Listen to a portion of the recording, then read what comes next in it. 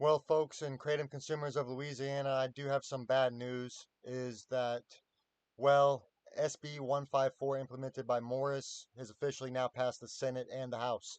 If you don't know what that means, it is the Senate Bill 154, which classifies Kratom as a Schedule 1 substance. And basically, they deem it as bad as marijuana. And if you get caught with a certain amount of grams of Kratom, they view it the same as weed.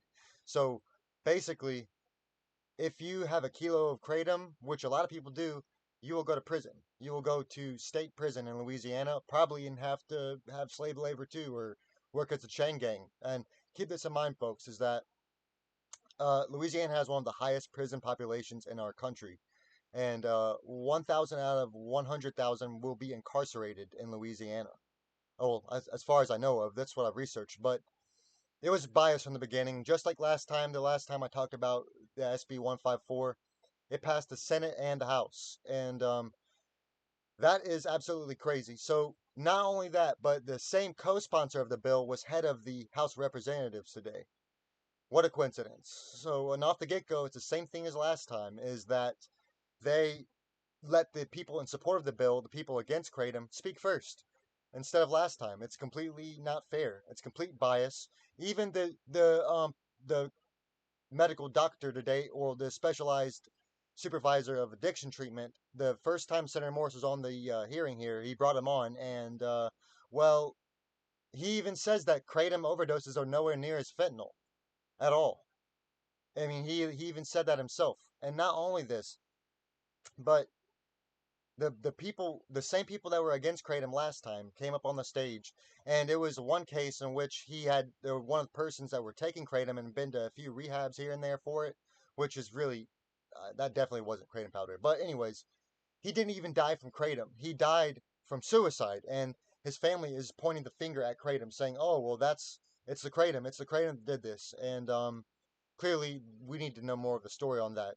But still, it's sad and loss. But it's absolutely just an agenda. Like, and all the time, we always see that the advocates outweigh the people in support for the bill and they're trying to get kratom banned. They always outweigh them, but it does not matter because these people had their minds set up from the beginning to get it banned.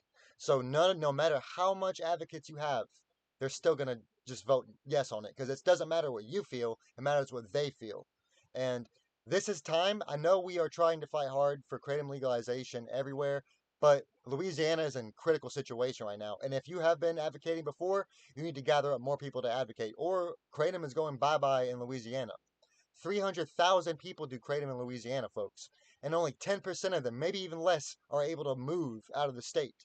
The birth homes, they got to leave the birth homes just to take a plant. I don't even want to cuss, but they have to move to take a plant, folks.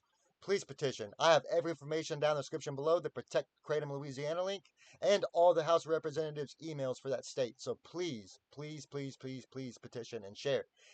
Even if they ban it, have a peaceful protest. Do not be violent. Show them scientific fact. Bring all the scientists you have and can with you, which is unlikely for us, but I know a lot of important people can bring them. Kirsten Smith from John Hopkins. Hopefully they can be there. Mac Haddo, obviously. Even the GKC, the Global Kratom Coalition. We saw him fight today pretty hard, the British gentleman, and he did really well in absolutely stating the science. And not only that, but the American Veterans for Kratom, I forgot his name, I don't even know if I said that right, but even he was there. And even he says that the AKA, or the American Kratom Association, has reported 100 kratom manufacturers to the FDA for adulterated products or full synthetic products, and the FDA don't care.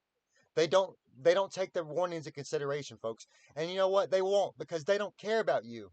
It's time to fight hard, harder than we have before, just like 2017, where 300,000 people showed up to the Capitol or Washington D.C. and petitioned to keep kratom off scheduled substances. We need to do the same here. We've had great news in South Carolina for a KCPA, and now it's time to fight hard for Louisiana and Texas. And recently, not only that, but New York has implemented a ban bill in January to Schedule 1 kratom as well. So New York could be next. We need to fight and defeat this here and in Texas and in New York, folks. Just keep this in mind, folks. Every information is going to be in the description below. And shout out to Kratom Real Talk. They're awesome people again, and I will link down the site for Kratom consumers and advocacy. But warning, it is strictly for powder, not extracts, or well, extracts maybe, but mostly powder. But definitely not 7-OHM or any of the full synthetic uh 7-hydroxymetragenine products. But my opinion has changed on it about 7-OH, because look, if this is the problem that's going on right now, folks, if you try to demonize one alkaloid from Kratom, they are going to completely try to ban all of it together. We have to keep this in mind, is that 7-hydroxymetragenine is a metabolite, as Matt Cato said in the hearing today. So it occurs naturally in the leaves when dried, but in very small quantities. But still, if you ban 7-hydroxymetragenine, you'll be essentially banning all Kratom powder. And now one more thing before I leave here. Bobby in the end, the advocate for Kratom, he said something kind of bad, something you don't want to say to people trying to ban Kratom. You shouldn't say that you haven't paid your taxes since 2023.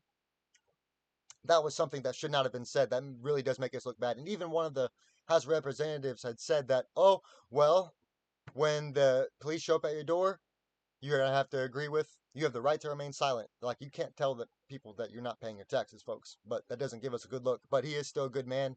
That's just my personal opinion, and it's already a 6-minute video. I'm sorry, but I hope you all have a good day. This is just my opinion. Kratom news today. I should probably make the title of that. But anyways, have a great day today.